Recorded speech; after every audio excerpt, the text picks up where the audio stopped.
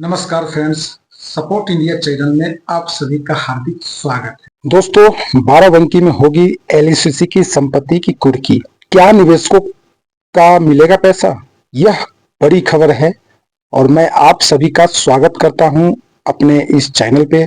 आज की खबर एलआईसी यानी कि लाखों निवेशकों की अभिकर्ताओं के बेहद महत्वपूर्ण है। जो समाचार पत्र में प्रकाशित जानकारी के अनुसार उत्तर प्रदेश के बाराबंकी जिले में एलआईसी से जुड़ी संपत्तियां कुर्की की प्रक्रिया आगे बढ़ रही है।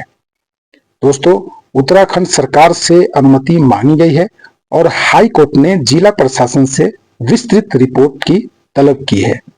लेकिन इस खबर का सही अर्थ क्या है? क्या केवल संपत्ति कुर्क होने से निवेशकों का पैसा मिल जाएगा? आज हम पूरे मामले को विस्तार से इस वीडियो में समझेंगे। तो दोस्तों, सबसे पहले समझना जरूरी है कि सीबीआई और अन्य जांच एजेंसियों का मुख्य कार्य आरोपी को जांच करना, धोखाधड़ी से अर्जित संपत्तियों का पता लगाना, आवश्यक पड़ने पर उसे पूर्ण करने की कार्रवाई करना होता है। दोस्तों, समाचार के अनुसार लगभग 25 करोड़ की मूल संपत्तियों की पहचान की गई है। इसमें उत्तराखंड और अन्य राज्यों की संपत्तियां भी शामिल है। बाराबंकी में कुछ संपत्तियों को कुर्क करने की अनुमति मांगी गई है। यह निश्चित रूप से एक महत्वपूर्ण प्रगति है, क्योंकि जब तक संपत्तियों का पहचान और कुर्की नहीं होती है, तब तक आगे की कानूनी प्रक्रिया भी कठिन हो जाती है। दोस्तों, लेकिन यहाँ एक बात सभी निवेशकों को समझना चाहिए कि संपत्ति कुर्क होना और निवेशकों को भुगतान मिलना दो अलग अलग कानूनी प्रक्रिया है। दोस्तों, इसका अर्थ है कि संबंधित संपत्तियां की कानूनी नियंत्रण में लिया जा रहा है ताकि उसे बेचा या इधर उधर न किया जा सके। इसके बाद न्यायालय अथवा सक्षम प्राधिकारी के आदेश के अनुसार आगे की प्रक्रिया चलती रहेगी।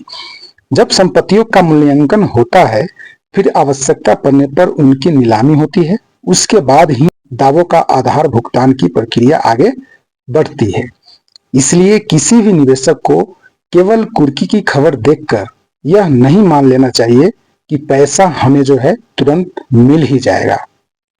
अब बात आती है कि जो अभी आवेदन की प्रक्रिया चल रही है, उसमें कई प्रकार के लोग भ्रम फैला रहे हैं। आज सबसे बड़ा भ्रम यह है कि आखिर सही कानून और कौन सा लागू होगा। एक तरफ उत्तराखंड के हाईकोर्ट के आदेश के बाद सीबीआई पूरे देश में एलआईसी से जुड़ी संपत्तियों की पहचान और कुर्की कार्रवाई कर रही है। यह कार्रवाई अनरेगुलेटेड यानी कि वर्ष 1 2019 यानी the finding of unregulated deposit scheme से जुड़े कानून और न्यायालय के आदेश के तहत आगे बढ़ रही है। दूसरी तरफ एलआईसी के एक्ट 2002 के तहत परिसमापक यानी कि लिक्विडेटर नियुक्त किया गया है और यह देश भर के निवेशकों के दावे क्लेम स्वीकार कर रहा है। यहीं से लोगों के मन में सवाल पैदा होता है कि यदि सीबीआई रिपोर्ट उत्तराखंड के हाई कोर्ट के सक्षम या वहां के वित्त सचिव को उत्तराखंड के निवेशकों का भुगतान होगा या अन्य राज्यों का होगा, तो दोस्तों मेरे विचार से उपलब्ध तथ्यों के आधार पर यह सीधा उत्तर है कि नहीं, उचित नहीं होगा। क्योंकि सीबीआई का काम जांच करना, संपत्तियों का पता लगाना, उसे सुरक्षित करना। दूसरी वो परिसमापक का काम समिति के परिसंपत्तियों को देनदारी का आकलन करना, निवेशकों के दावा लेना और कानून के आधार पर भुगतान की प्रक्रिया को आगे बढ़ाना होता है। यदि परिसमापक सभी राज्यों के निवेशकों के आवेदन स्वीकार कर रहा है, तो यह संकेत देता है कि दावा प्रक्रिया केवल एक राज्य तक सीमित नहीं है। लेकिन इसका अर्थ यह भी नहीं है कि भुगतान की अंतिम प्रक्रिया कैसे चलेगी। अभी तय हो चुका है। यह संभव है कि भविष्य में न्यायालय या न्यायालय यह निर्देश दे कि सीबीआई द्वारा प्रूफ की गई संपत्तियों विवरण परिसमापक को उपलब्ध कराया जाए किसी सक्षम प्राधिकारी के माध्यम से सभी वैध दावेदारों को हितों के ध्यान में रखकर वितरण की व्यवस्था बनाई जाए। यह भी संभव है कि न्यायालय अलग व्यवस्था निर्धारित करे।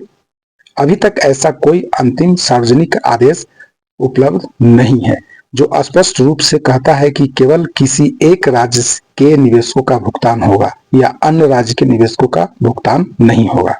ऐसा कोई आदेश नहीं है, इसलिए किसी भी संगठन द्वारा ऐसा निश्चित दावा करना कि केवल अमुक राज्य को ही पैसा मिलेगा या सभी को, निश्चित रूप से इसी प्रक्रिया के भुगतान होगा। दोस्तों, दोनों ही बातें तब तक सावधानी से देखी जानी चाहिए जब तक सक्षम न्यायालय या प्राधिकारी का स्पष्ट आदेश न आ जाए। बहुत सारे जो भ्रम में है वह आपके खत्म हो जाएंगे। दोस्तों, मेरी राय में सबसे बड़ा महत्वपूर्ण तथ्य यह है कि देश भर के निवेशक अपने दावे समय पर परिसमापक के समक्ष प्रस्तुत करें और अपने दस्तावेज सुरक्षित रखें, क्योंकि यदि भविष्य में भुगतान की कोई भी वैधानिक व्यवस्था बनती है तो वैध दावा दस्तावेज होना निवेशकों के हित में रहेगा। इसे पूरे मामले के अंतिम निर्णय किसी संगठन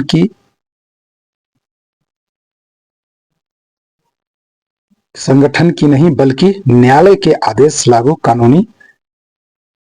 कानूनों और सक्षम अधिकारी के निर्देश ही तय करेगा। इसलिए अफवाह से बचे, आधिकारिक आदेशों पर भरोसा रखें और हर कानूनी अपडेट पर नजर रखें। साथियों, आज LUCC यानी वर्ष 2019 बनाम मल्टीस क्रेडिट कोऑपरेटिव सोसाइटी एक्ट 2002 जो असली कानूनी क्या कहता है, क्या पूरे देश में निवेशकों को मिलेगा भुगतान? साथियों, आज का वीडियो LUCC से जुड़े लाखों निवेशकों अभिकर्ताओं के लिए बेहद महत्वपूर्ण है। आज सोशल मीडिया पर कई तरह की बातें चल रही है। कोई कह रहा है केवल एक राज्य के निवेशकों का ही पैसा मिलेगा, कोई कह रहा है कि पूरे देश के निवेशकों को मिलेगा, कुछ लोग कह रहे हैं कि CBI ही भुगतान कराएगी, जबकि कुछ लोग कह रहे हैं कि केवल परिसमापक ही भुगतान करवाएगा। आइए कानूनी दृष्टिकोण से पूरे विषय को समझते हैं। दोस्तों, पहला प्रश्न, CBI किस कानून के तहत काम कर रही है? उत्तराखंड हाई कोर्ट के आदेश के बाद CBI इस मामले की जांच कर रही है। जांच का उद्देश्य धोखाधड़ी के आरोपों की जांच करना, आरोपियों की पहचान करना, अवैध रूप से अर्जित संपत्तियों का पता लगाना, आवश्यकता होने पर उन संपत्तियों की कुर्की करना और न्यायालय के सक्षम रिपोर्ट प्रस्तुत करना, यह CBI का काम है। CBI का मुख्य कार्य जो है जांच करना या न कि सीधे निवेशकों का भुगतान करना। दूसरा प्रश्न है कि परिसमापक क्यों नियुक्त किया गया? दोस्तों, LUCC जो सोसाइटी है एक्ट 2002 के तहत परिसमापक नियुक्त किया गया। परिसमापक का कार्य सोसाइटी की संपत्ति और देनदारी का आकलन, निवेशकों और लेनदारों के दावे स्वीकार करना, रिकॉर्ड का सत्यापन करना, कानून के अनुसार भुगतान की प्रक्रिया को आगे बढ़ाना। यानी CBI और परिसमापक की भूमिका अलग अलग है। तीसरा प्रश्न, सबसे बड़ा भ्रम कहाँ है? दोस्तों, भ्रम इसलिए है क्योंकि CBI की रिपोर्ट उत्तराखंड हाई कोर्ट जा रही है, जबकि परिसमापक दूसरे देश के निर्देशों के आवेदन, यानी जिन जिन राज्यों में LUCC के निवेशक हैं और निवेश करवाया है उनके सबके दावे ले रही है। यदि भुगतान केवल एक राज्य वालों का होना है तो फिर उत्तर प्रदेश, दिल्ली या अन्य राज्य जैसे महाराष्ट्र वगैरह ऐसे जो है राज्य का संपत्ति या निवेशकों के आवेदन क्यों लिए जा रहे हैं? यह एक महत्वपूर्ण और तार्किक प्रश्न है, यानी कि कानूनी स्थिति क्या कहती है? अभी एक सार्वजनिक रूप से ऐसा कोई अंतिम न्यायिक आदेश उपलब्ध नहीं है जो स्पष्ट रूप से कहता हो कि केवल एक राज्य के निवेशकों के भुगतान मिलेगा, अन्य राज्यों के निवेशकों को नहीं मिलेगा। दूसरी ओर यदि परिसमापक सभी राज्यों के निवेशक के दावे स्वीकार कर रहा है तो यह दर्शाता है कि दावा प्रक्रिया व्यापक स्तर पर चल रही है, लेकिन इसका अर्थ यह नहीं है कि भुगतान का अंतिम व्यवस्था कोई एक तय करेगा।